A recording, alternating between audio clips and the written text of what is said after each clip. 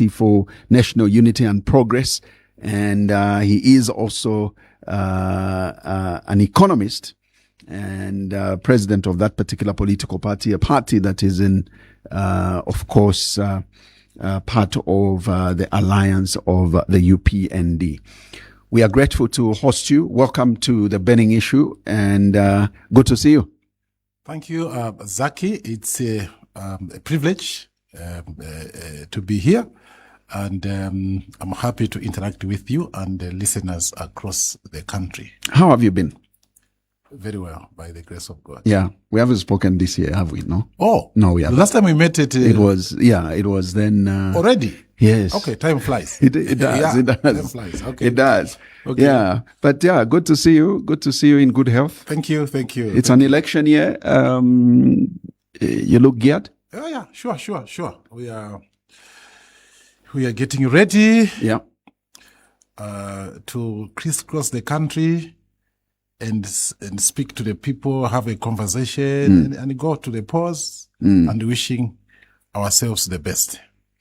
Interesting. Now, let's get into it. You are an economist, and I know that your political party pushes the agenda of the economy of this country because you believe it's everything. And what should be exciting you most likely is Zambia's inflation, which of course has significantly declined, especially for the month of February, which has dropped to about 7.5%.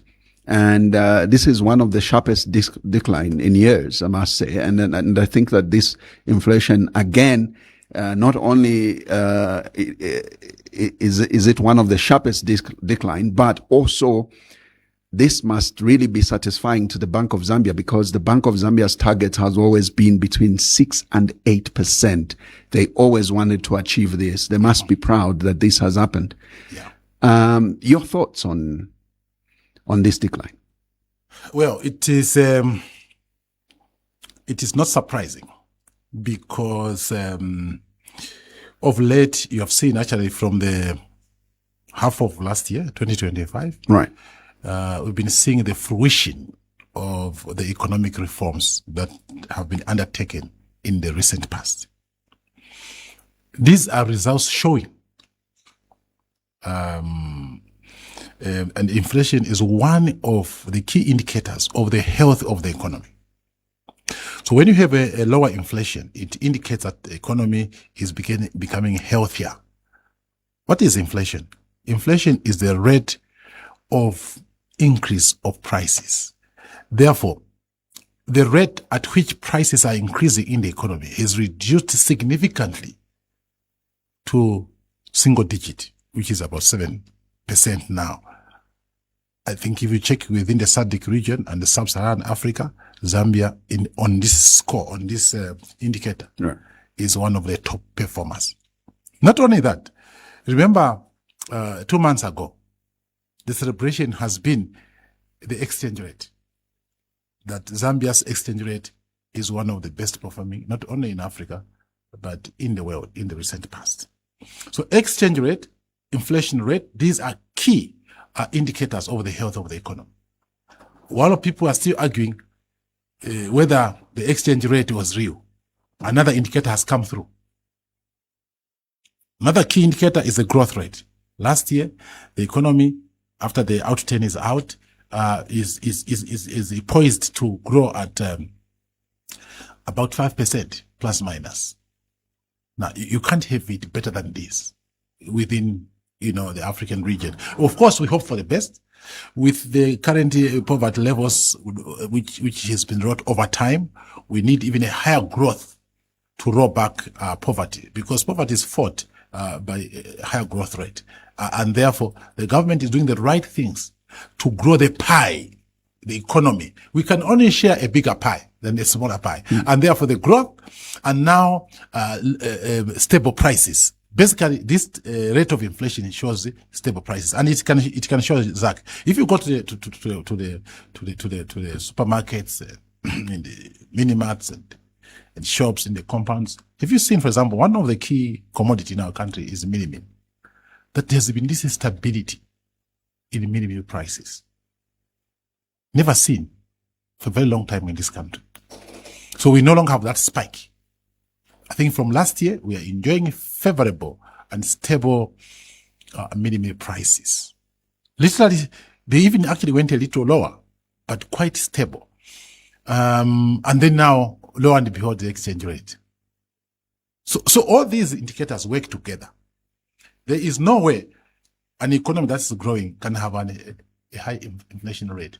There is no way an economy that's growing can have a high exchange rate. You can see now growth beginning to post the positive indicators, inflation rate, exchange rate. So basically, the economy is becoming healthier, and we can only look to the future with optimism. Things are getting better, and they'll be better going into the future. By the way, independent analysts, not just Zambians, but analysts of international repute, have actually projected that if Zambia continues on this policy path, we don't go back, we don't falter, we continue on this policy path in mining, in energy, in agriculture, in manufacturing, and in all facets of the economy. Zambia's economy is envisaged to be one of the fastest growing economy in sub-Saharan Africa in the next 3 years. So better days are coming, and already it is showing. Zambians can now plan.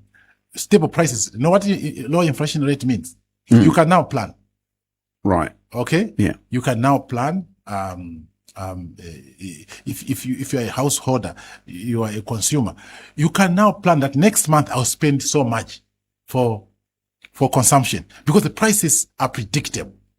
Businesses can also plan because the prices now are stable. You can plan the wages for your workers. But when you have unstable inflation and higher inflation, you cannot easily plan for the future. So one of the things that inflation does apart is that it makes planning easier and predictable, which is good for households, it's good for producers and for the investors.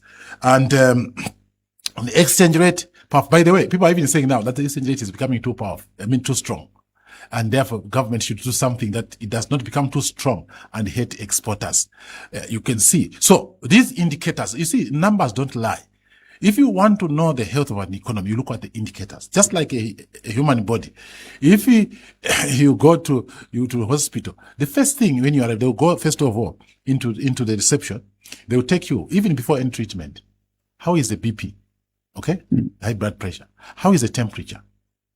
So these are the indicators. If the temperature is very high, or the high blood pressure, or the sugar levels, immediately they call them the vitals. Exactly. There's something wrong. And sometimes they'll take you to an emergency room if those are quite high. And even in economy, it's just like that. Right now, when you look at the indicators of the economy is becoming healthier and healthier. Basically, the economy is recovering. We are now definitely on a recovery path, which is good for the country, it's good for the citizens, it's good for the future of the country as a whole. Would you be in a position, really, because of course you've used quite general terms, but would you be able to share specific policies or measures that you feel has attributed to this success? Exactly. We can go sector by sector. Right. And of course, you will always accuse me, why do you start with the mining sector? I understand you now. I'll start with that. Yeah. And I have very good reasons for that.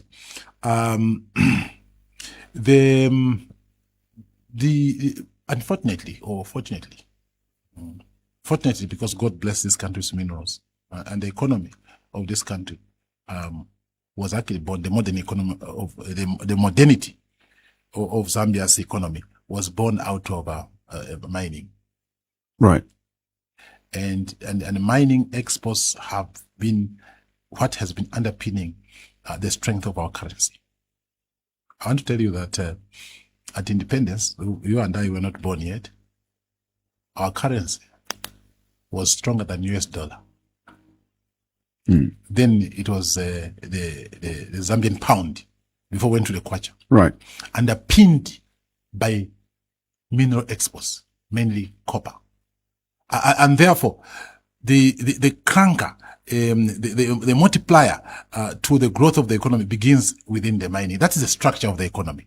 And the policies in the mining sector, Zach, that have been implemented by the UPND are on spot. First of all, they are competitive, okay, and attractive.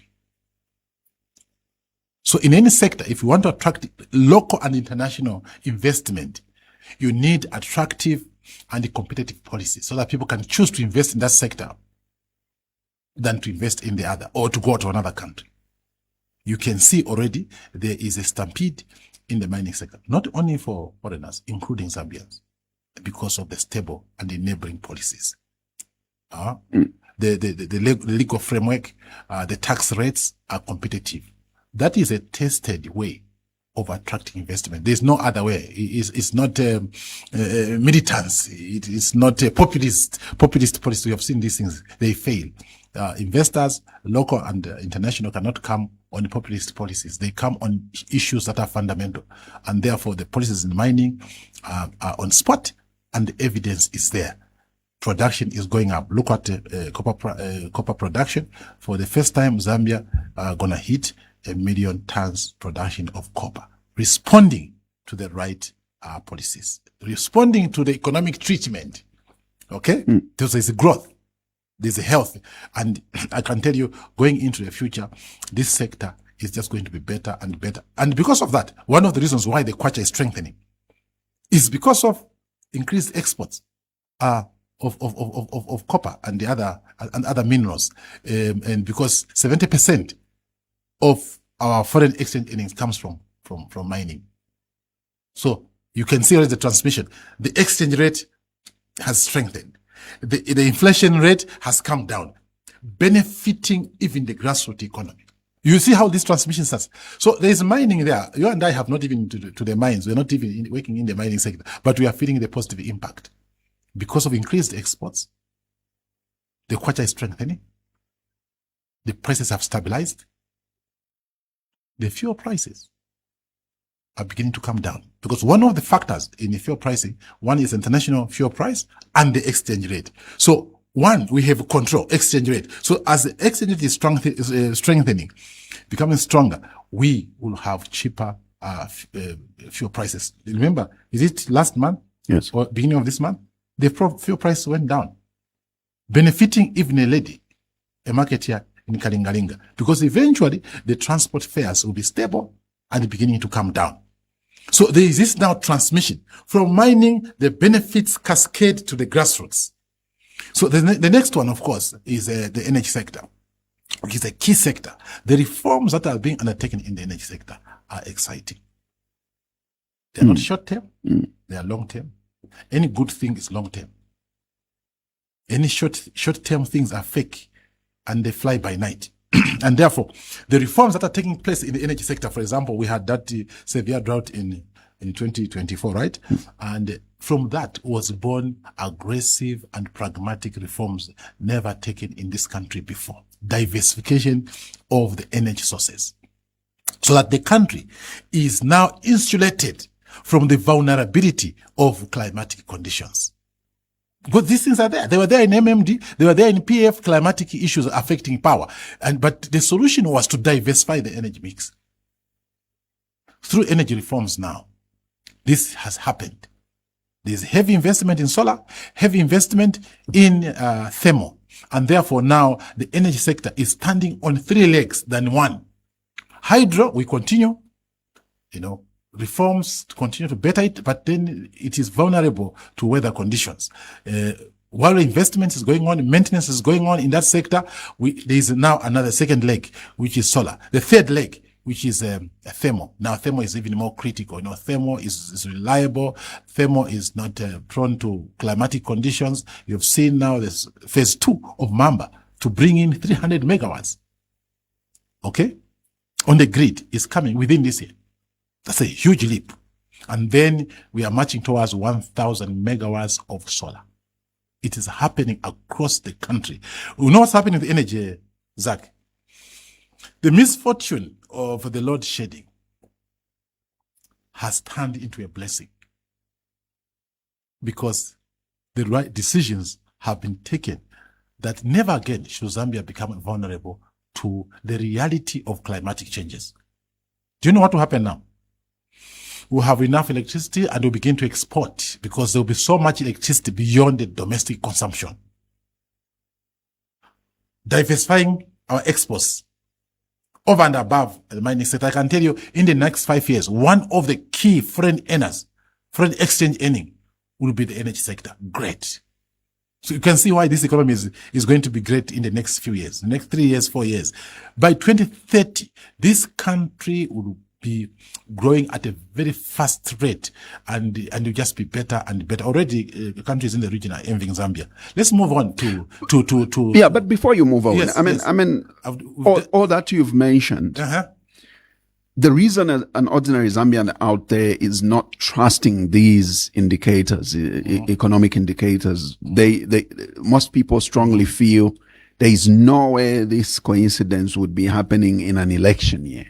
They have been there before, where the economy has improved suddenly, electioneered, if you like, and they feel it's not different from what they have seen before. I mean, let's talk sustainability. Is this a reality even beyond elections? Let me tell you something.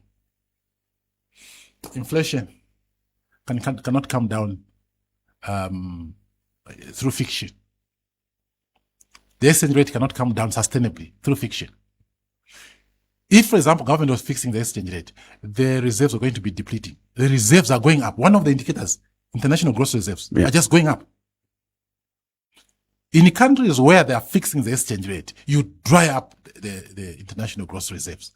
Now, exchange rate is strengthening. Inflation is coming down. Reserves are still going up. Growth is going up. So therefore, this can never be a fluke.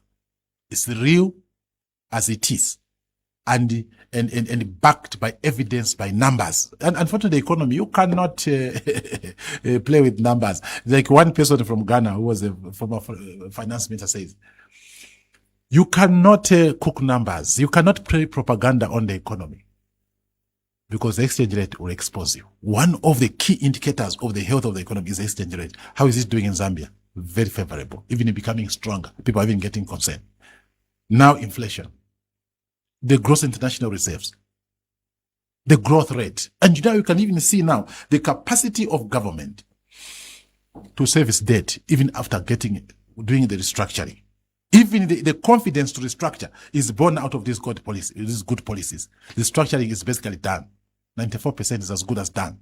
Enabled by the right policies, because the international partners are beginning to believe and have confidence in our policies. And they are working along with us. You get my point? Yeah.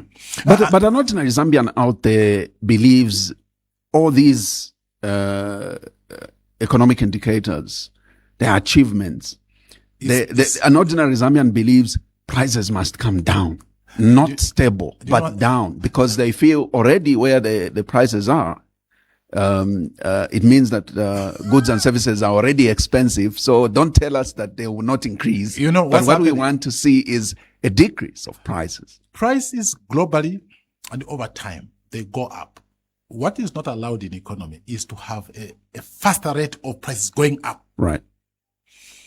Look, the salary of a worker is a price of labor. It can never come down. If you are running a mini-mart or you are a farmer, would you want your maize price or beans price or groundnuts price or vegetables to come down? No, it becomes a disincentive.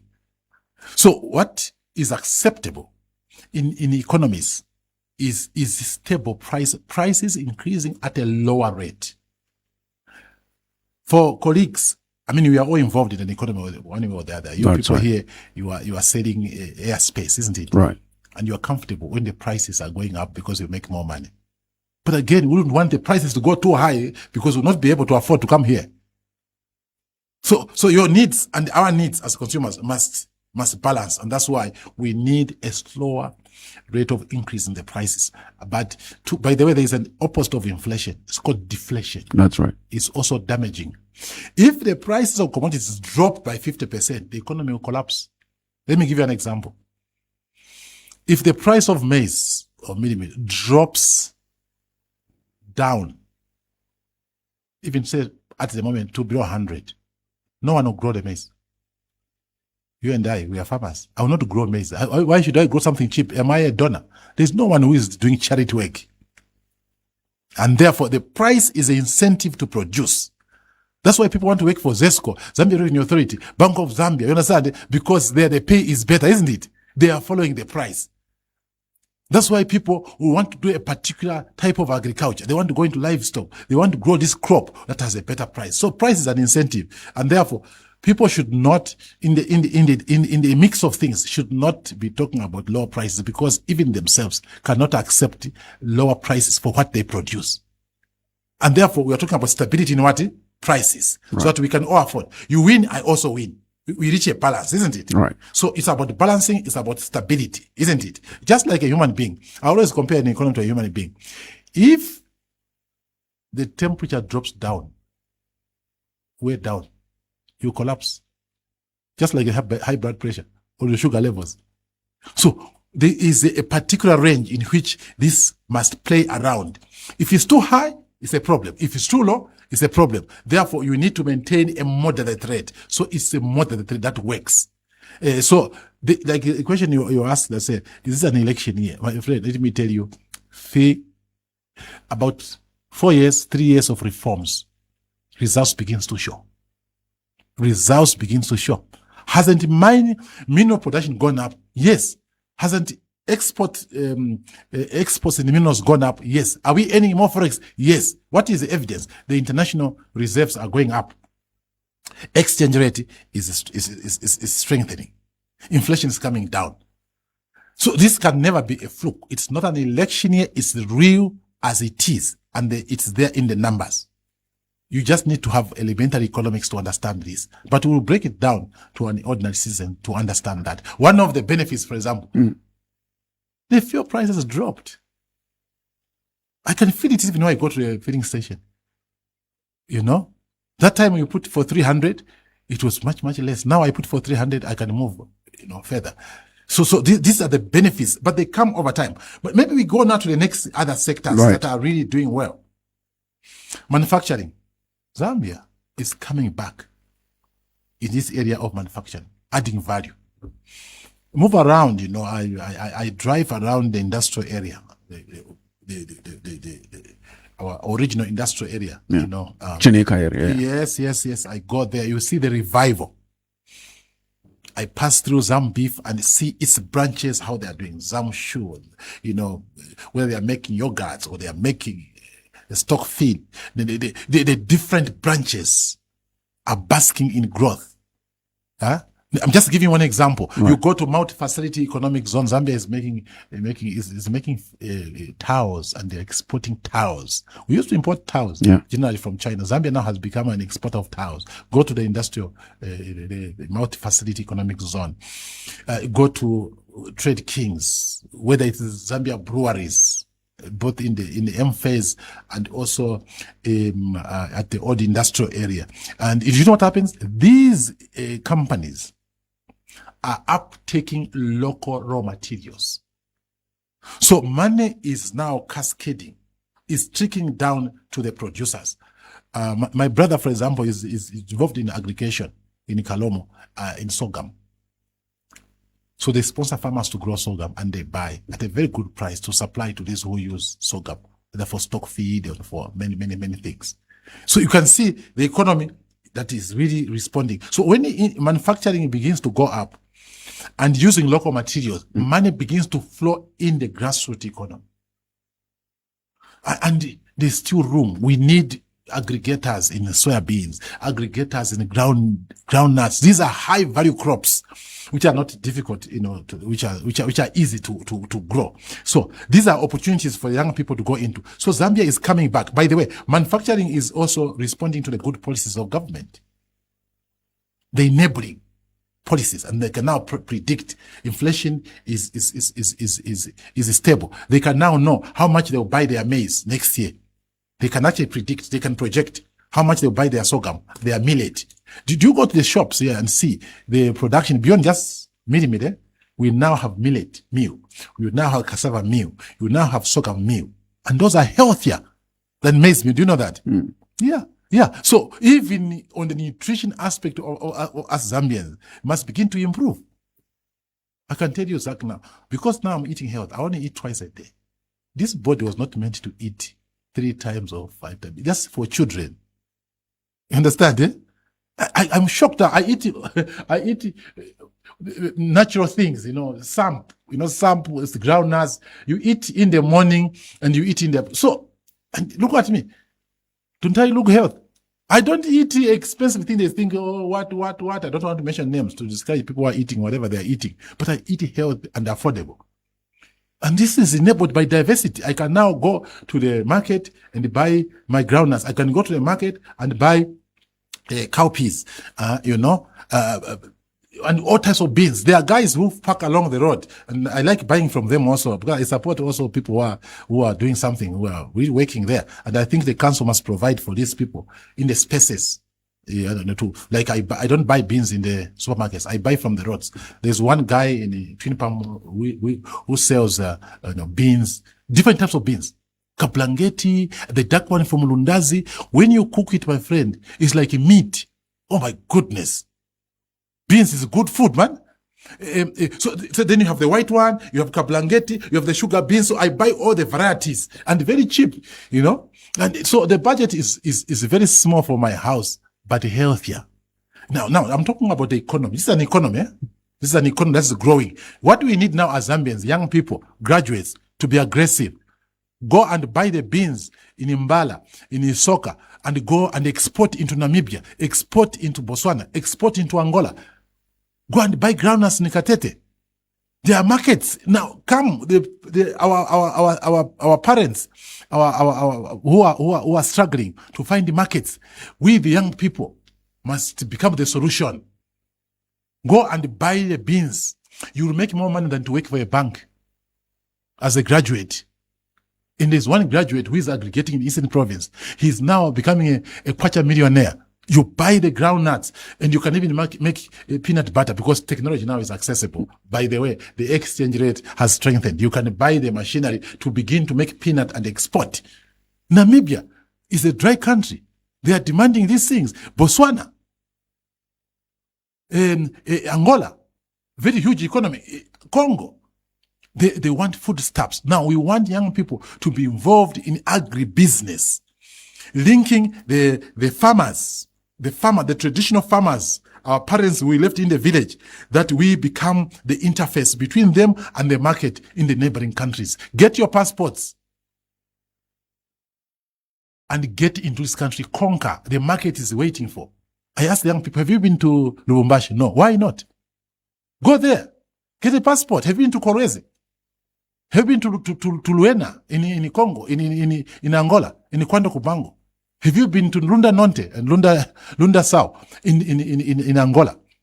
Go there and see the market. They want even if you are dealing in a soya chunks, which is a source of protein, they want it.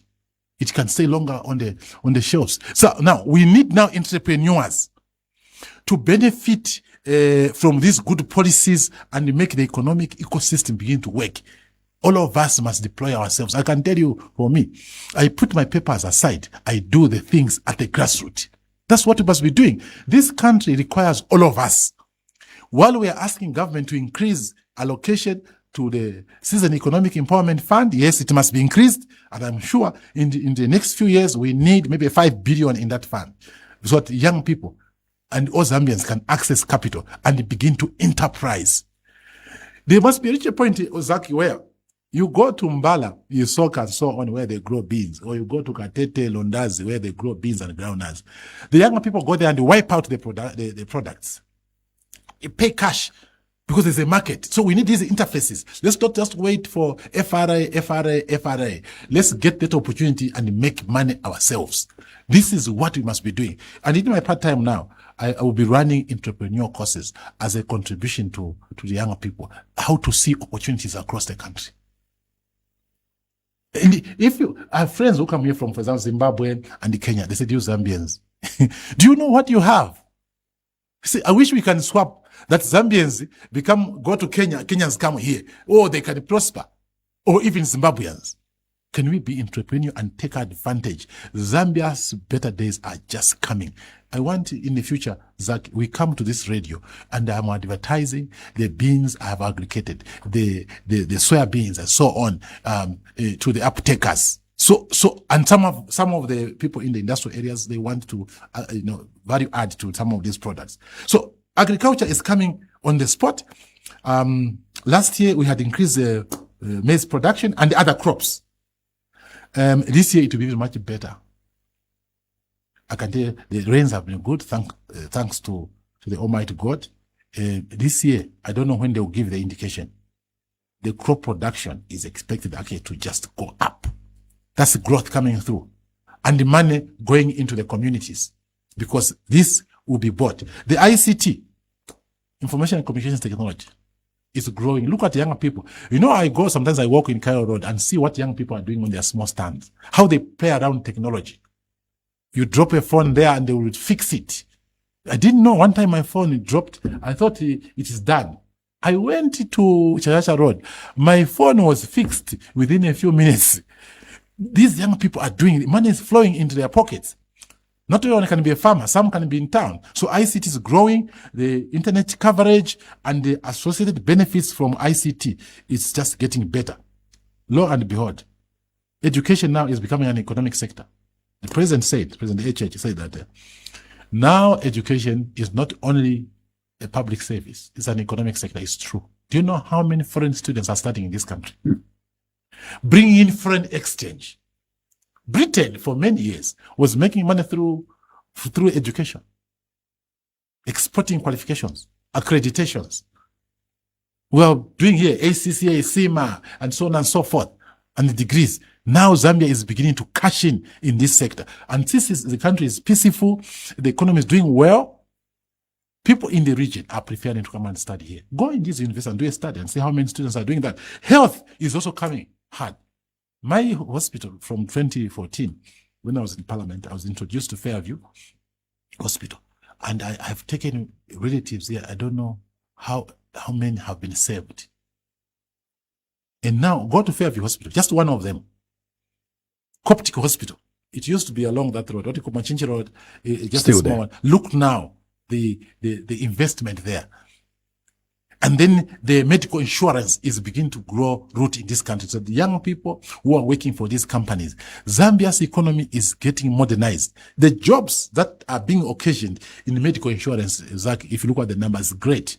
Next time I would come and tell you. But then there's an argument around health insurance. Specifically, I think the argument is more, and what is more worrying is the NEMA, that NEMA is really going down, and this should have been leveraged on. NEMA is one of them. It's just a government one for universal health coverage. Yeah. Good initiative, but like any program you learn through. Okay, we are learning now how to manage that, and I think lessons have been learned. Going into the future, NEMA will augment the private, health insurance schemes. By the way, NEMA is for everybody because it's affordable. All right. But there are others, One Life and so on and so forth. Like you say here at 5FM, I'm sure you are aligned to one of these private ones. So that, like for me, even if I have a NEMA, I never use it. We leave it for other people. Because I can afford the subscription from the others. Very interesting, my children, I was very interested.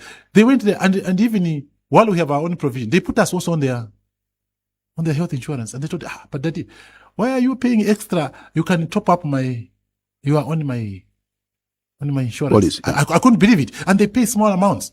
So this is a sector also that is growing, the health insurance, and is supporting the growth of the private sector driven health institutions. You have seen here, Mom's Clinic. Have you seen how it's expanding? Good services. 24/7. Fairview. Coptic. CFB. They're just growing and the new ones are coming. There's one also along in Rose Park. What's it called?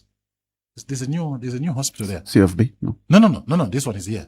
There's another one. The other side that was expanded. This is Makishi Road. What's that one? You guys must know these things. You work here. So a lot of private hospitals are coming on board. This now making Zambia a country for health tourism, just like India. Some people now in the region are beginning to come here. But we're struggling with the cancer hospital, really. Yes, it yes. should have been, Zambia would have been a hub of cancer treatment. But now Tanzania has overtaken us. We did so well around 2011. People are coming in here when we opened the first cancer.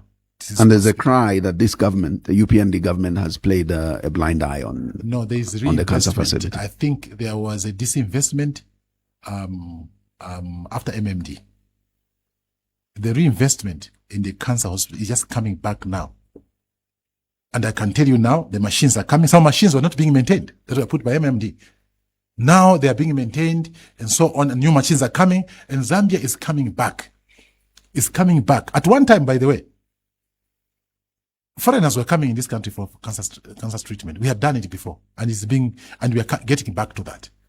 But the multiplicity of the private sector interface in this health sector is just giving hope that you, Zaki, who works here, should not start queuing at UTH and taking the space of people that are struggling.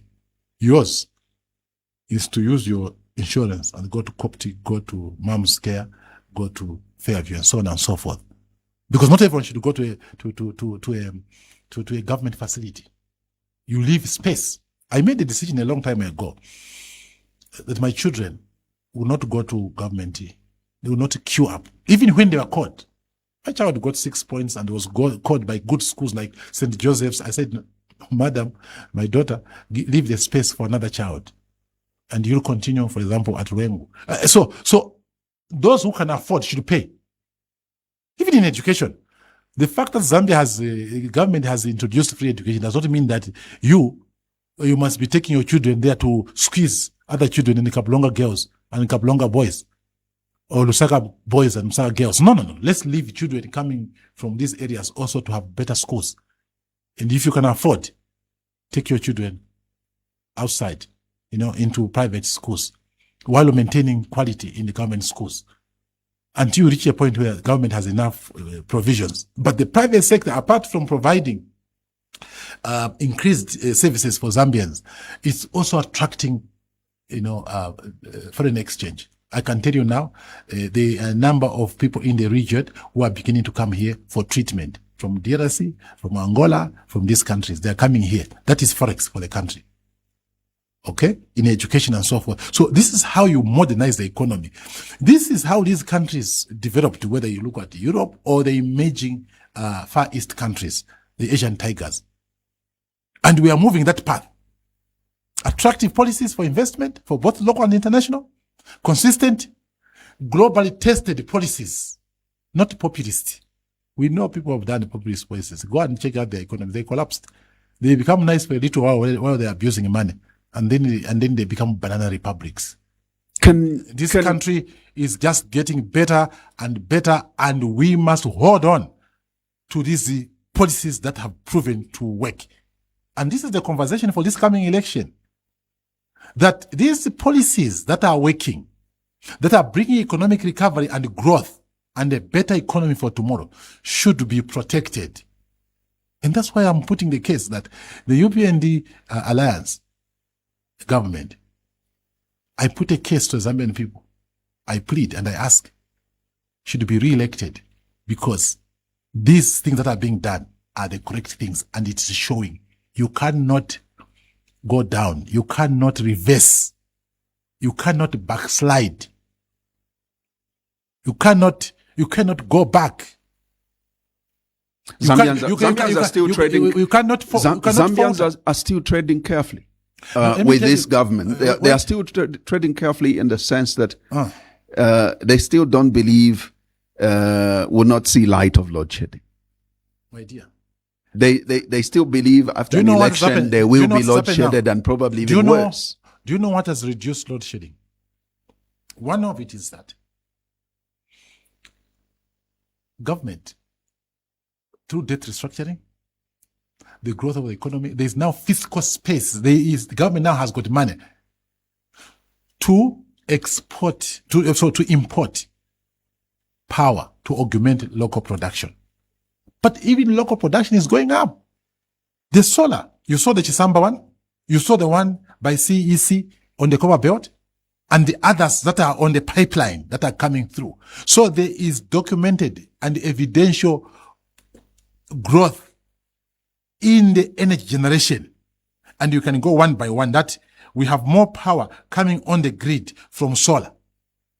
We have more power coming through in thermal. Very soon, we'll have the number 300 megawatts switching on the grid. Is that a story? No. The Kafue Gorge Law was completed to full capacity. And the maintenance of the existing hydropower stations is going on, and they are all operating at full throttle. And thanks to God, we had good rains now. Of course, that will show later. You know, the water movements takes a long time. That means that when it's raining now, water has now gotten to Kariba. No. It takes time.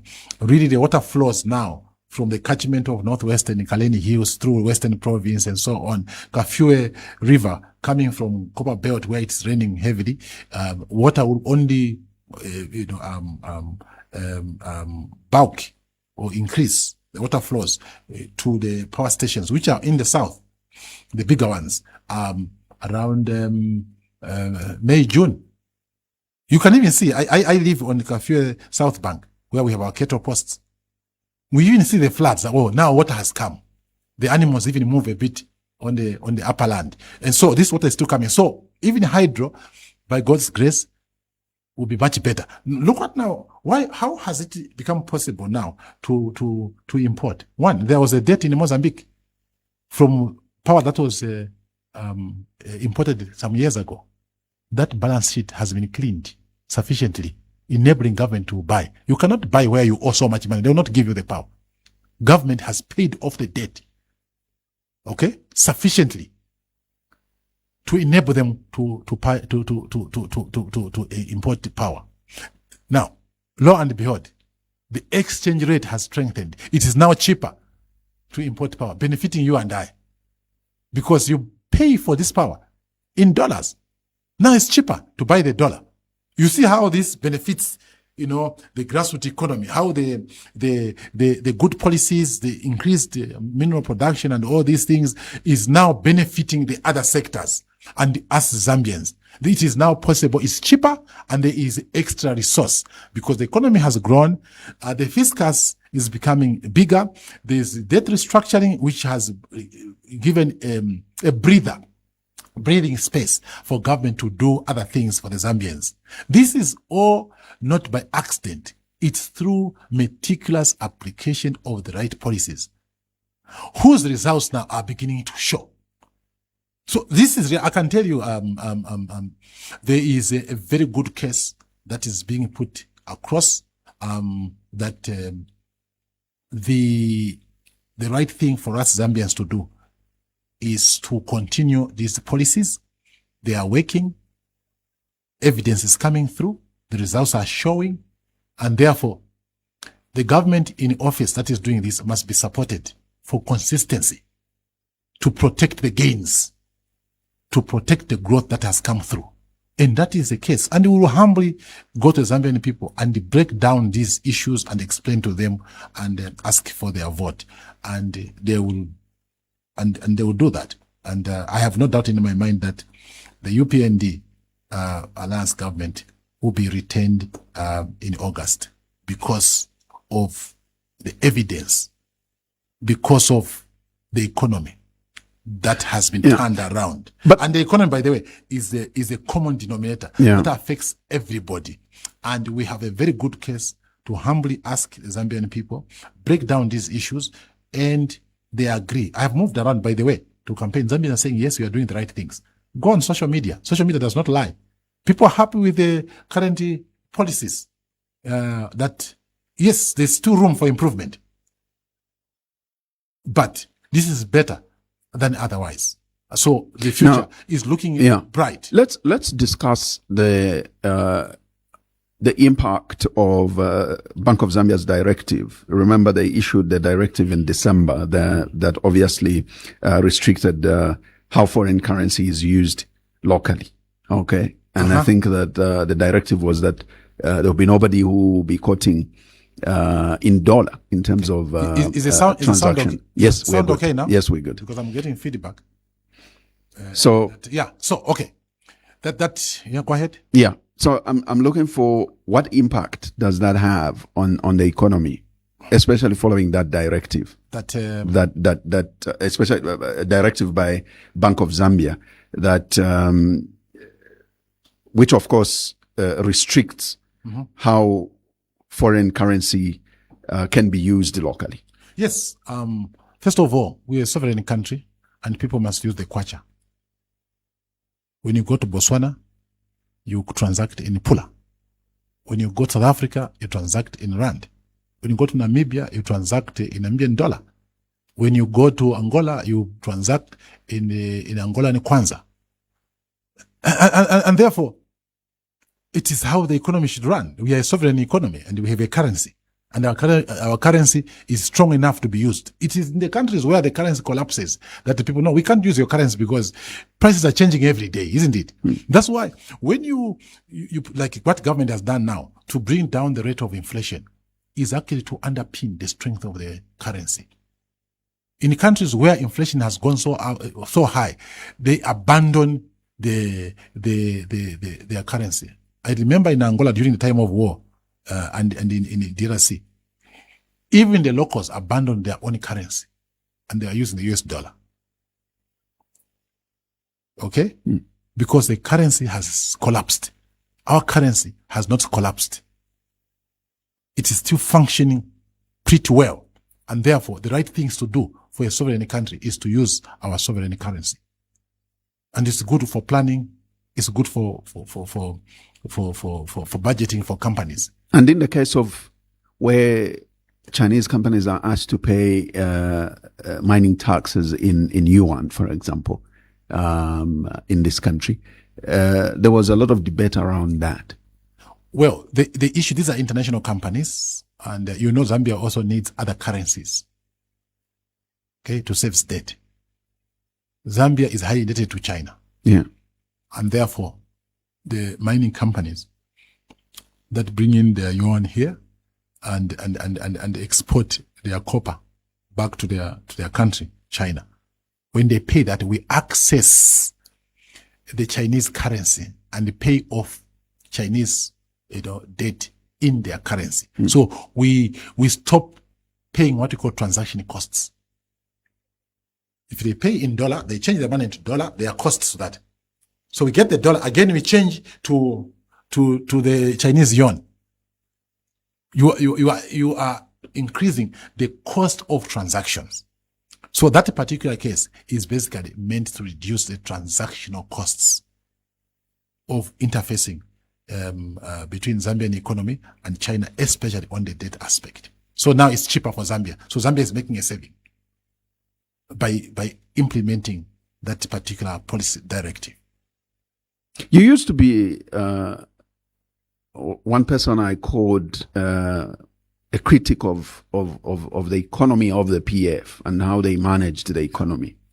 And it was on this program that the moment President Hakainde Hichilema got into office and appointed Honorable Stumbeko Msokotwane as Minister of Finance, you suddenly got your mind suddenly got weakened because and your mind in terms of criticism, it just collapsed. And you said, I have nothing to say because you have the right man at the Ministry of Finance. He's not coming in for the first time. He is not, I know. So when he was there, I supported him. And I was in Parliament. You can go to the Hansard. I've never changed my policy positions. So there is absolutely no opportunism. Go to the Hansards and go to whatever I said. In 2011, before the change of government, the last government of MMD and Rupia Banda, those policies were on spot and I'm on record, both in your media and on the Hansards. So Dr. Msokotwane, President Hakainde, basically we are from the same school also, by the way. So we cannot have different views. because we went through the same training and we understand these things the same way. So these are just the colleagues coming together again. Are there things that this government can do better economically? I can tell you there's always room for improvement. In which sectors? Where you feel... For example, at the macroeconomic level, yeah, stability has come through. They have done it's evident, yes. Well. Debt restructuring, but micro? Budget credibility, predictability, consistency. Do you see now, does the government now struggle to pay salaries? They have stopped announcing, no, now we are paying salaries. That is a normal duty of a government. you collect taxes, pay the workers, isn't it? So things are okay. Where we are struggling, which is historical, there are serious legacy issues, is service delivery. Because it takes time to reform institutions. For example, government has increased the Constituency Development Fund to over $1 million per constituency. That's a big achievement at macro level. But at grassroots level, there are issues of capacity to implement such a huge policy, such a huge amount. And therefore, there's work in progress to improve the service delivery. Government has introduced free education. Before you get to free education, before you get to free education, just this week, on this very program, I hosted President Winter Kamimba, who has criticized the CDF agenda and saying it should not be in this format. Take it to the district, take it to the local authority to manage it, because now you're bringing in the aspect of capacity. He too says and feels that there's no capacity to handle CDF, so therefore it should actually be brought to the district development. No, that's where we have a problem. At the districts where there's a lower capacity. And that's why sometimes the central government intervenes. The issue of ambulances, for example, central government decided to buy these ambulances of the right format, the right make. I mean, you cannot have any better than a Land Cruiser for rural areas. Reliable, easy to maintain. To improve security, again, they bought Land Cruisers. You cannot have a better vehicle than that for our terrain. And some of the decisions were made because there were challenges that were cross-cutting, that were common to all constituencies. The transportation at constituency level, same vehicle, okay? Land Cruiser, easy to maintain, serviceable, longer lifespan. The problem we are having is at the district level, that over time they were used to managing smaller amounts. All of a sudden the money has been increased to that level, to that amount. That's where capacity over time is being built. And it's work in progress. And there are bright spots here and there, and the improvements continue to take place.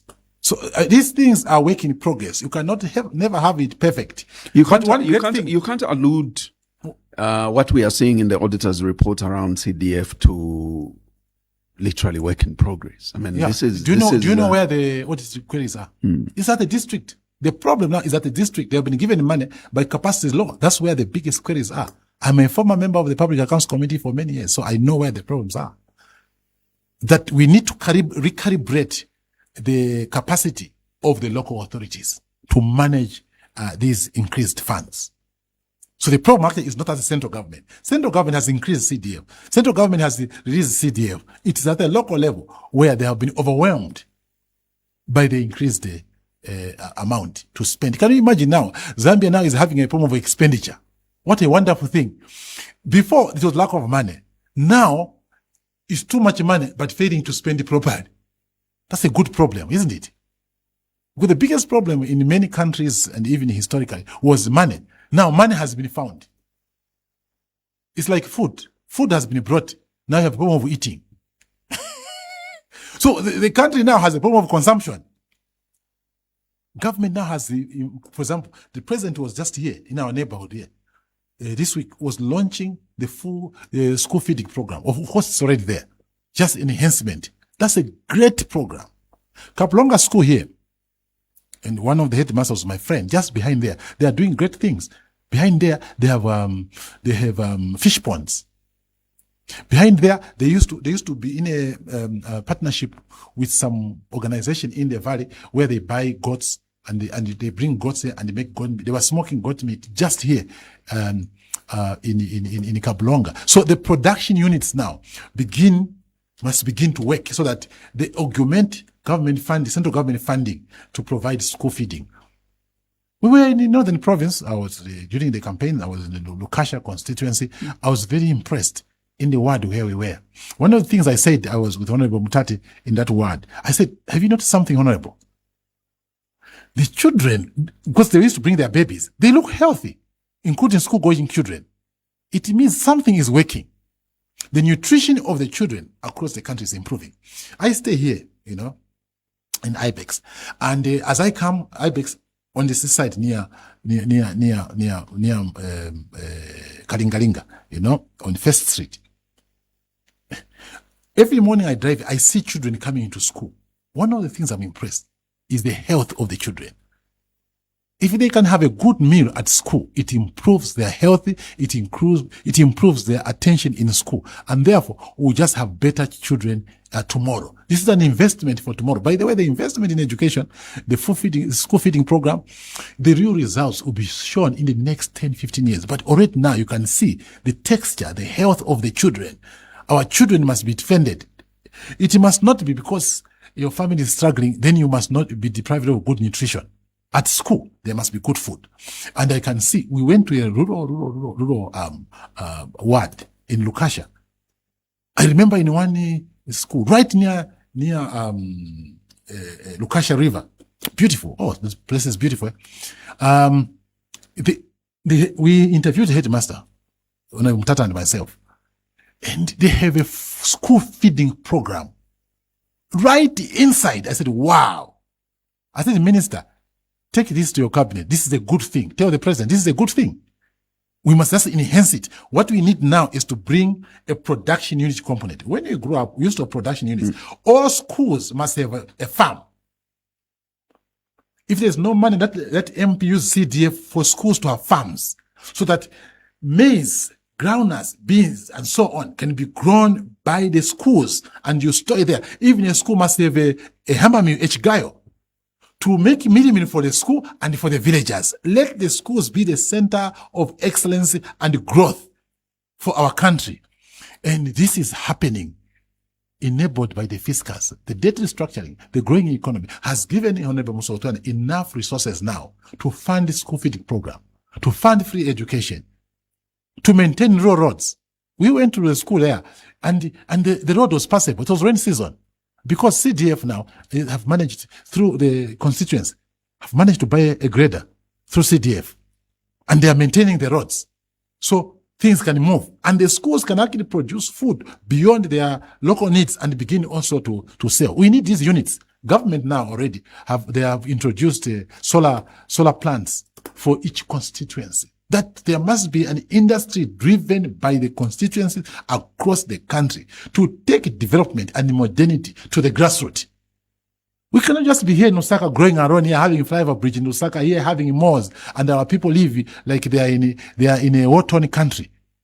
The CDF is changing that picture. The school feeding program is changing that picture. Free education is changing that picture.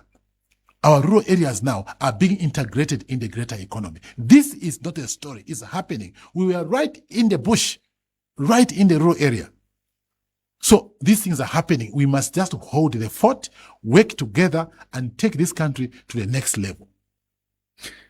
Aren't you excited? Aren't you excited about this development, Zach? Aren't you excited yourself? Is this not good? You're not responding. I'm listening. I'll question your nationality. Yeah. I'm listening. So things are happening. They are happening.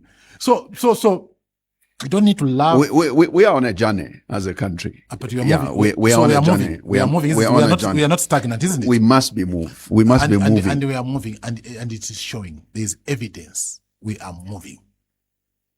Let me just say this before you come to your next point. When our party, PNUP, endorsed the UPND president and the alliance for re-election. It was in 2024, October 2024. Things were bad. There was load shedding. You know what I mean? Yeah. And things were looking, but we knew that these policies that are being put in place, we read through that very soon it's going to show.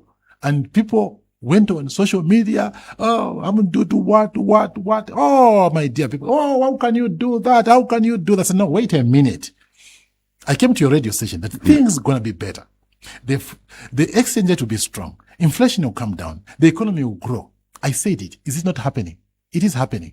The load shedding will begin to go away. Is it not happening? It's happening. So we saw from afar. Now it's happening. And I think the doubting Thomases must now come to the party and support this reform agenda. It's not about President Hakainde Hichilema. It's not about UPND. It's about the future of the country. The UPND are doing the right thing on the economy for our future survival as our country. And therefore, we must all come around and support these policies. It is good for our survival. And survival of any country is the most important thing for all of us. Mr. Highvie Hamududu, President of Party for National Unity and Progress, is our guest this morning on the Thursday edition of The Burning Issue.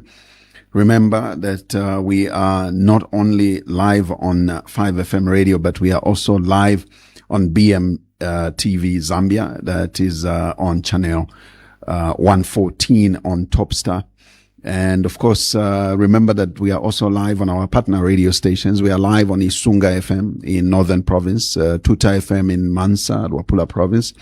Live also on Muchinga Radio in Chinsali, Muchinga Province, ZFM in Kapiri, Central Province. So is Spice FM as well in Kabwe. Copperbelt is well taken care of as well. We are live on both iWave FM radio in Chingola and Platinum Radio in Ndola. And Katete FM is also live and covering the rest of the Eastern Province. I know that Eastern Province is excited because of the Nchwala. By the way, I love Eastern Province. Oh yeah, I'll tell you why. Would you be there for the Nchwala? I believe I might not make it, but I love Eastern Province. Yeah. You ask me why. I will ask you later why. I will ask you later. Just like I love all places, but there's some reason why I love Eastern Province. Yeah. The problem why I love. There's a reason why I love Northern or Pula, or Western or Northwestern, and so on and so forth. But there's a uniqueness of Eastern Province that I'll tell you. We'll take phone calls now on 0955-221515. That's the number you're calling us on if you'd like to be a part of this conversation. Good morning. Good morning, my brother. How are you today? Not too bad, thank you. Your name and where you calling us from? Moses, I'm calling you from within Lusaka. Mr. President, how are you? I'm okay, Moses. Mulishani. Tilikia lueme seo nene nzokumbwani lueme pamene mwezi mweka lomba these alliances. Nakusokonezani kaili. Your name is Mr. Moses? Yeah, Moses Rungu. I'm coming from Petauke. Oh, my favorite place in Petauke. Yeah, me, I'm a real Zambian. I come from mom from Western, dad from Eastern. Wow. So Mr. Moses, please come through, and I will answer using your name, Moses. Yes, Moses. Thank you so much. So, I think in a democracy, Mr. President, you cannot expect everyone to support the UPND because there are those who feel that they can do better than the UPND, and they should also be respected. So even in a class or a president, you find that winangwa tako binona so winangwa kaona pajota. But if it in that indine paja this free education, I was going to take it up to the university, and this is how I was going to do it. I was listening to President Peter Sinkamba. Those are great minds in this. So I think for you to say that everyone should support the UPND, I think you're equal relative. Now, as I go, this inflation you are president is now at 7 point circuit. But on the ground here, the prices, they've remained the same. What is the problem with that inflation? Yawa Manawasa nai. Yawa Manawasa dropped the prices. But this one, Thank you, sir. Valungu, there. We'll take some more. Let me quickly squeeze in a few more on 0955221515. That's the number you're calling us on. If you would like to be a part of this conversation, this is the Thursday edition of the Burning Issue. Our guest is Mr. Highvie Hamududu, President of Party for National Unity and Progress, and also the party that is in an alliance with the UPND. Good morning. Good morning, Wazak Mauka. Nauka Mauka Bwanje. Kaukabu in Wazak, Muka Manamos Ntina Kurivala. Moses in Venango, Moses. Kurivala, Kurivala. Yes, Okay, Moses. Mauka Bwanje Mamdudo. Yeah, Mamdudu. And there are point. Monga Kuri ne disappointed now, I'm there. Because the paso, mwezi wanashisha bwino mtonto anazona mngati afandela za pasa pressure HH. Mena ezbando joy na manje. Mambo shashema praises manje. Wana ni manje nikamvera wamtu kanze kati wakuta kunyumba na mkanjwabya. Mambo kama mea tibana kumaskuru wakapita wana wani kamushe ni sitting program yenge saya ku school. Mugiza viwajesa wana ku school wa mtu. Mnakone kila polo ka school pamoja mniziwa pasana watu. Bana wani wangati zewa kujana watu wa maskuru. Data matika mbila kwa zeti vuti kama makombo ni mwana chikungo utasha shape ze na kosa tasha konse musa asharonshi mwezi wanitoka mbetenzo cheti imonga ine nezona mga ni momza nkala next ya mayo. Thank you, sir. Lati nanka disappointed naye wana kudia vinilisi vau white no sugar no salt no chan wapo ini na sabe ndize mkamba tinga waini se wana tutazone kabwini ni kuvutika kwechivutika ise vantu kucherera kusati matuse kutabwa nchivana watu bakasiko apezi kusapiko kudero ni 1 meal a day then mamumpogera kumbeka chokuta kudeka extra masa mwamchinyanja mwezi wa mtu yote tutatona iwe Moses. Thank you very much. We Thank you, sir. Thank you. So let me give you one more on Facebook. There is Henry Mavimba who says, good morning, SARS. We have seen a rebound of the economy, with most fundamentals showing positivity. We expect the status quo to be sustained. We also expect the rapid economic growth to be the primary driver for poverty reduction. Avoid trickle-down effects by prioritizing pro-poor policies such as sustainable energy efficiency, infrastructure improvement, social safety nets, such as attractive retirement compensations, access to affordable health care by revamping NEMA, among others. All right. So he continues to say, we hope for the sustainable economic growth that will not actually create unsustainable debt and erode our natural resources and create environmental damage. Maybe you would want to respond. Yes, let me start with Mr. Mavimba, Henry Mavimba. Right. It's true. I agree with you. There's positivity, which is shown in the economic recovery. Numbers don't lie. The key indicators that show the health of the economy are on spot. It's correct. Literally, at the macro level, all of them, they are looking good. And you can get an independent analyst to tell you this economy is doing well. And one thing, Mr. Mavimba, is that what growth does, growth addresses many problems. Growth, do you know what will happen in growth against debt? Growth will outgrow the debt. If the economy does not grow, you cannot come out of debt. And therefore, even with debt restructuring, that gave room for growth. When there is economic growth, the capacity to wipe out debt, pay off debt is enhanced. The growth is the most important silver bullet to addressing most of the economic challenges. I agree with you. The issues of environment, that is very true. That's why you have seen that the president and the government has taken a very strong stand on illegal mining. Illegal mining can be very pollutant. You see people that are doing gold and they're using mercury, polluting rivers. Right. In unsuspecting innocent people in our villages.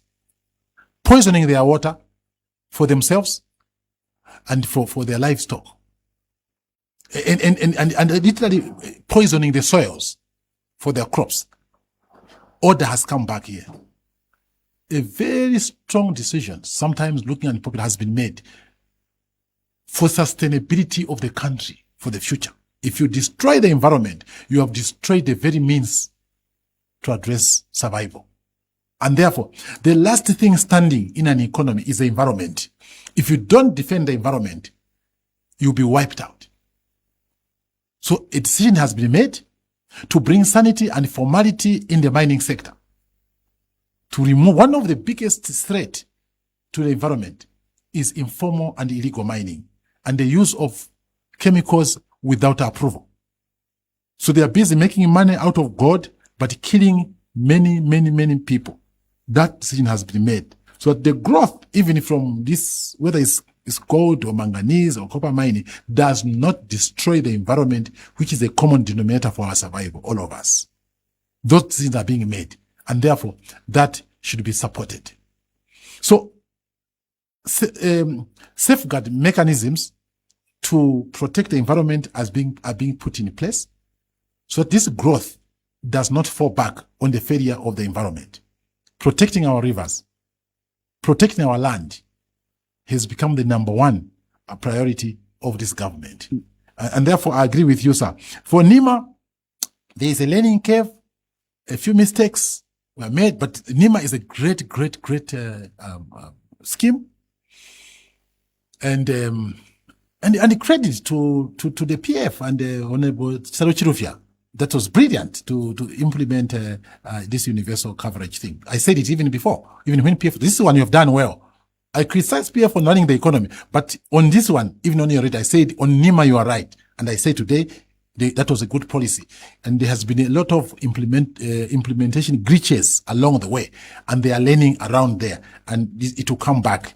And corrective measures are being placed so that NEMA begins to function properly. On top of that, to enable the private sector also to provide also platforms for health insurance, which is doing just well, so that we have also the other providers augmenting government support. For Moses, my friend, the two Moses, disappointed. I hear you, but I can tell you, I will make you proud in the future. The decision we made to support UPND is out of love for the country, because what UPND is doing is the right thing. His me was lost by not running.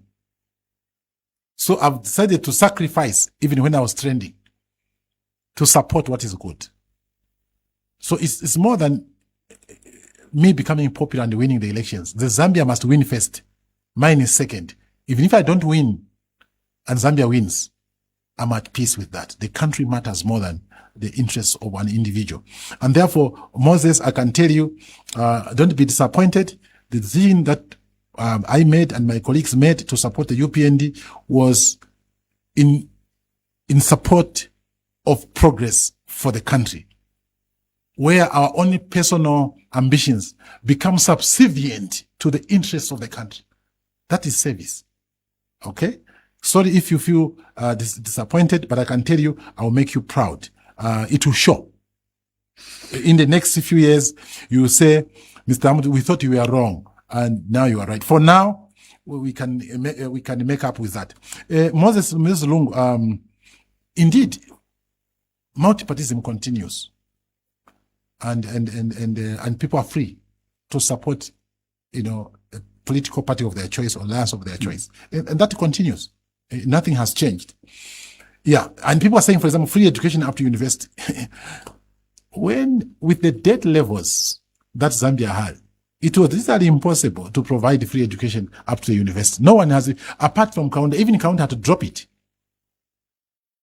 In the 80s, when I was in secondary school, Kaunda introduced boarding fees because the money ran dry. The economy was not growing. And the improvement, the increase in free education to the higher levels will only be made possible with the economic growth. That the government can continue to give bursaries to more students, public universities, eventually to the private universities. By the way, when you go to university, why it must be a bursary, some kind of a student loan, and you pay back, is to enable the other child to also go to school. When we signed the bursary forms as at university. We were bonded to government that for getting this bursary, either you work for government for some years or you pay back. So there's a revolving fund. Well, in the future, we don't know how the economy will be. And this improvement in free education is work in progress. And it's for someone to say you can do it now, you must show me in the numbers whether it's possible. Okay? But we urge government, and they continue to increase the beneficiation for bursaries across more students. And this will continue. It's work in progress. He's saying that inflation is not feeling it. Sir, we live in the same country, Mr. Moses. You have a nice name. Ironically, he said the prices are the same. Yes, he says they must go down. Moses, if you are selling something, I don't think if you are selling cabbage or you are running a mini-mart, you would want the prices to come down. You will not make a profit. So what you're talking about in inflation terms, prices must remain stable. They must not spike or drop to a point where you close your shop because you're not making profit. So we are talking about price stability. So the prices must not increase at a fast rate, but at a price where the sellers and the buyers win. So there's always a balance, isn't it? Just like the exchange rate. If a kwacha, the dollar now, the exchange rate comes down to 10 kwacha to $1, the export sector will be hit. Because in their projections, when they got loans, some of them internationally, it was pegged, for example, at 25 or at 20. So companies actually can collapse.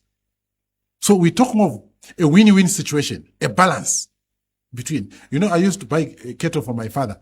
My father was a cattle businessman. He used to buy animals in Southern Province and sell on the Copper Belt. So he taught me, I was a young child, even in secondary school. When I am on holiday, he will send me and give me money to go and buy animals, and they used to do a good job. So you find the seller of the animal, he will say, this animal is 5,000. I will say, for me, I can pay you 4,000. Then we argue. Finally, the price of the animal goes at 4,500. So you reach a balance, isn't it? An average. And that's what is there in the pricing. You must not have prices that make one section win by prices going too high. And then the consumers suffer. Or prices coming down, the producer suffers. I've given you an example, Mr. Lungu. If the price of maize drops, or the price of meal, and they have the price of maize, the maize farmers will pack up. They'll be impoverished. And therefore, we need a fair balance in the prices. This is what is ideal in an economy where everyone does not lose, everyone wins. Yeah. Let me give you some more. Mulumbeni on Facebook, Mulumbeni Chilwa says the United Party for National Development, UPND, promised in its manifesto to stabilize the economy, reduce the cost of living, strengthen the kwacha, create jobs, fight corruption, and improve service delivery. After nearly 4 years in office, how do you explain the gap between those promises and current realities, such as high food and fuel prices, currency pressure, slow job creation, and concerns raised in the Financial Intelligence Center, FIC, reports about corruption trends? Which key performance indicators, KPIs, do you believe that the government has failed to meet, and why? First of all, delivery in an economy is affected by a number of factors, local and international, unseen and the seen, some of them environmental, which you have no control of. The prices have stabilized. That's a fact, as shown by inflation. If you have any doubt about the stability of prices, ask the statistical agency about inflation. That is the indicator. Okay? FIC are basically areas of concern, not necessarily corruption. That report is given to the agencies to check on the validity of those suspicions. And some of them are not a corrupt transaction. So this one is just flagging you. Can you check these amounts? Can you check this flow? Not that it's a corruption. No, it's an intelligence report, not a final report. That's why FIC has no power of prosecution. So it's given to, like, for example, Auditor General's report. Auditor General, I used to sit on public accounts. They do their audit and they bring it to Parliament.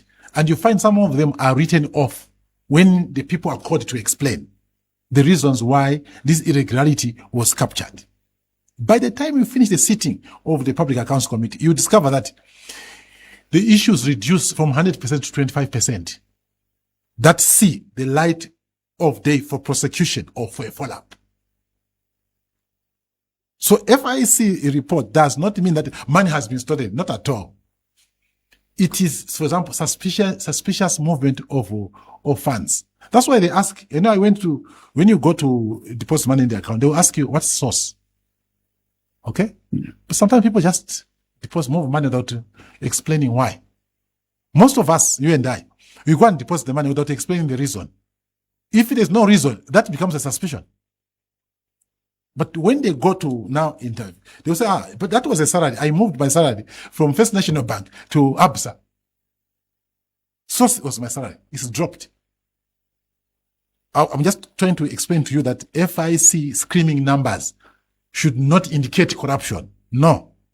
We even said this when under PF. No, PF, what? Oh, UPN. No. People must explain, even if FIC, what their report entails. The Auditor General's report does not indicate corruption until a sitting of public accounts goes through and people are called to explain. That's when now the things that stick as corrupt or irregularities, come through. In Uganda, they were very funny. I traveled a number of times to Uganda when I was in Public Accounts Committee. And Uganda, what they did, there were some very ambitious members of parliament. One of them was my colleague, I've forgotten his name. He was the chair of Public Accounts. They asked the police, anti-corruption, and the DEC to sit while they were interviewing civil servants during Public Accounts sitting. And there were premature convictions. Do you know what happened? When things went to court, government began to lose.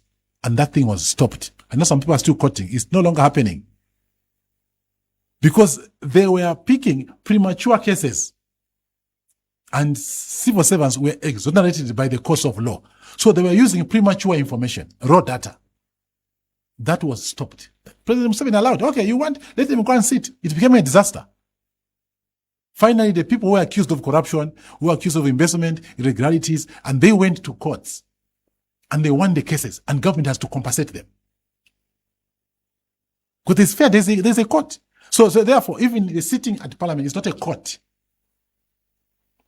It is to find the middle, what really happened. And some of them, the PSCs, the directors, are exonerated. Because now the truth will come. It's very easy for you in the street to comment anyhow. You must be in that office to know some of the difficulties. That, for example, a bridge collapses. Like now what happened in this road to Eastern Province. And there was no provision. And you move money there and it becomes an irregularity. So did you want people from Eastern Province to be cut off? Until when? Until the next budget. Okay, if it is supplementary, not supplementary, the contingency fund runs out because of unseen circumstances. Money is moved and it becomes a query. Oh, government has stolen the money. No. They have fixed a bridge because a province cannot be cut off. So these are preliminary reports. Auditor General's report, FIC report, these are preliminary reports. This is raw data that has to go through checks so that these things finally, either they are written off or indeed there was an irregularity. So these are processes. Let's take some more calls. Good morning. Good morning, Bob. Morning. Thank you for calling. Your name and where are you calling us from? This is Woman Sanjay calling from Panama, Zambia. Yes, Woman Sanjay. Are you okay? Very much okay, Honorable. Yes, sir. Honorable, good morning. Morning, how are you? Ndakungo Munyambo. Yes, sir. Thank you. Kaizima. Talumba. Thank you, sir. We love what you are too elaborate. Thank you, sir. And everyone can understand whatever you're talking about. Thank you, sir. Me, I just want to encourage you, Mr. President, sir. Yes, sir. Free education ya mene siwao na kuwamba bantu. Continue hammering. Mosa ileka because you see, ndiye mwamene babisamira ma politicians mwameno. Taking advantage ya kuti bantu bao, umburi unapakisa. Can you imagine, Mr. President, Vamene tinakulira kumlinzi school kukunzira school kuzinga amai ankote kuenda kukumba usala pakuti nipunzire nisize school.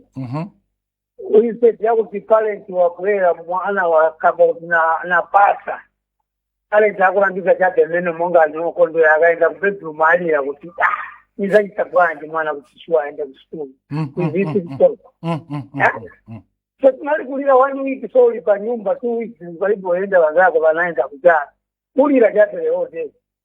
Pati wapeza mtu amena kuuzani uta kiye ni mugere mpuzire bose. But you can't appreciate that report.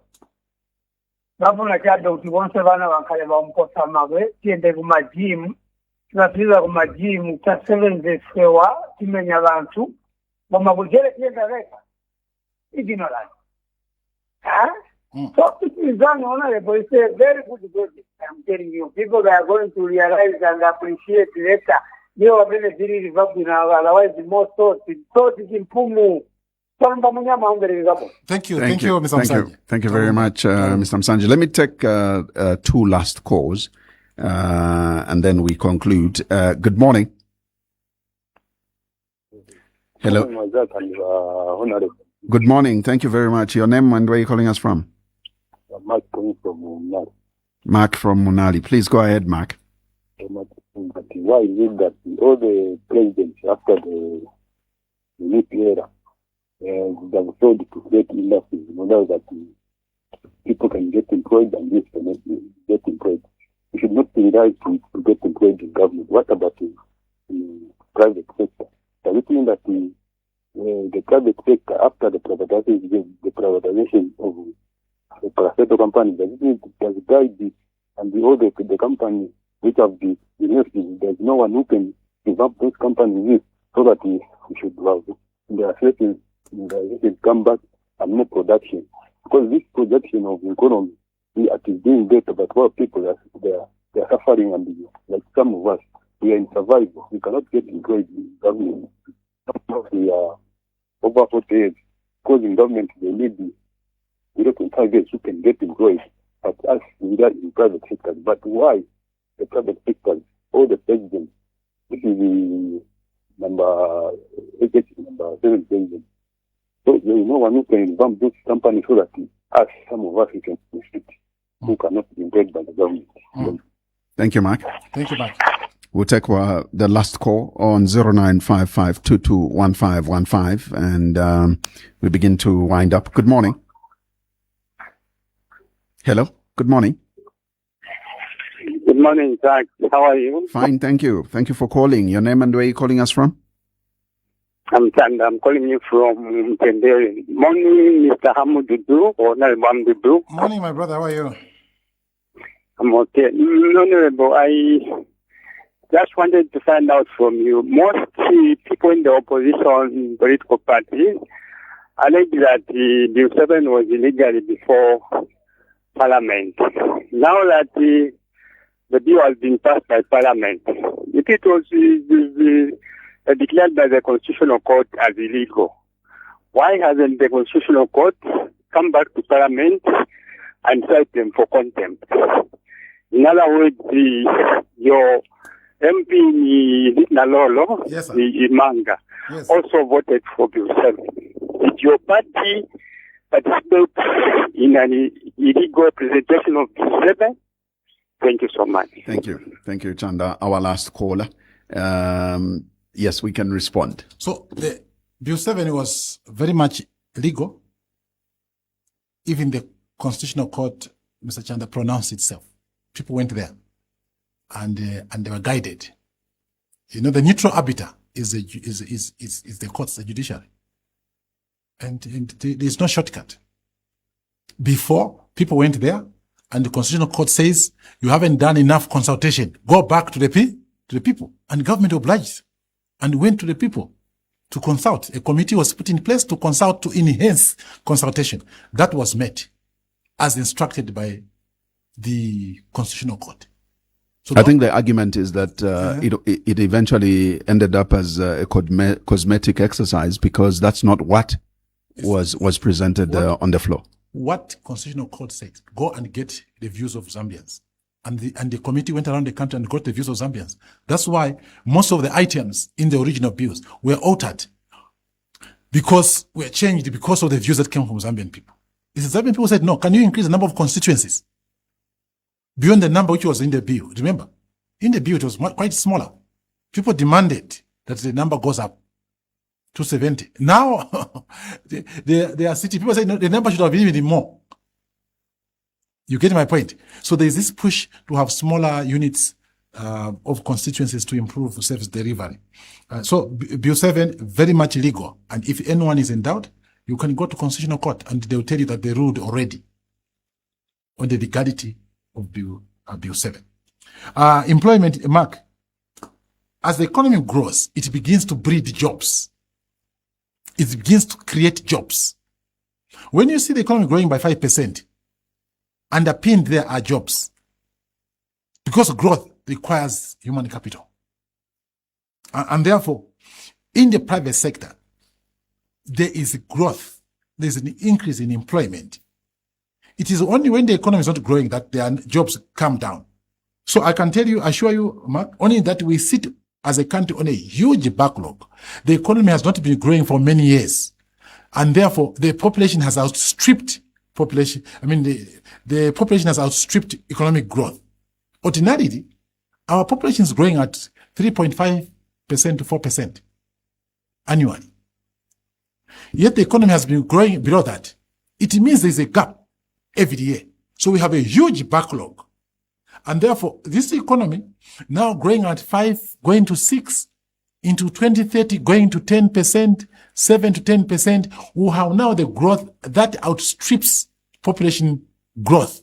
With that scenario that is coming, with these numbers looking positive, the rate of employment creation will be faster and many people will be absorbed. So what creates jobs is growth.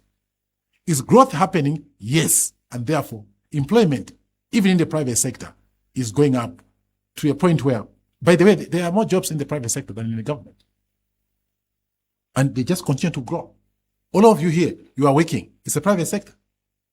Yeah. So, Mr. Musanje, thank you so much for your kind compliments. Free education, very important. Yeah. Someone also complained here, no, people are eating poor food. Yeah? That's not true. And someone saying, you are eating well. Do you know what was my breakfast? Samp. That maize, not the one that is cleaned, plus groundnuts and pounded groundnuts. That's what I eat for my breakfast.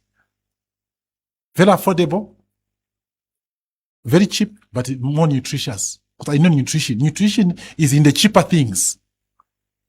Nutrition is in the beans, is in the groundnuts, into a whole grain maize. It's in the chibwawa. It's in the kalembula. It's in the okra, the fresh ones.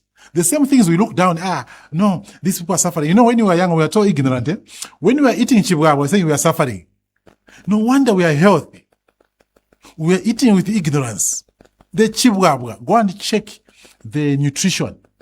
Go and check the nutrition on the kalembula. I grow kalembula in my backyard and the chibwawa. I grow. It's so healthy. And therefore, this thing of saying is eating well. No. That could be ignorance. The most health diet is a cheaper one. It's a wholesome and cheaper and affordable. And therefore, they should. So education now should open up people's understanding. And I'm happy, Mr. Musanje, free education, why it's important in the future. Even to be elected, you need to talk sense. Going into the future, it will not accommodate dongo politicians.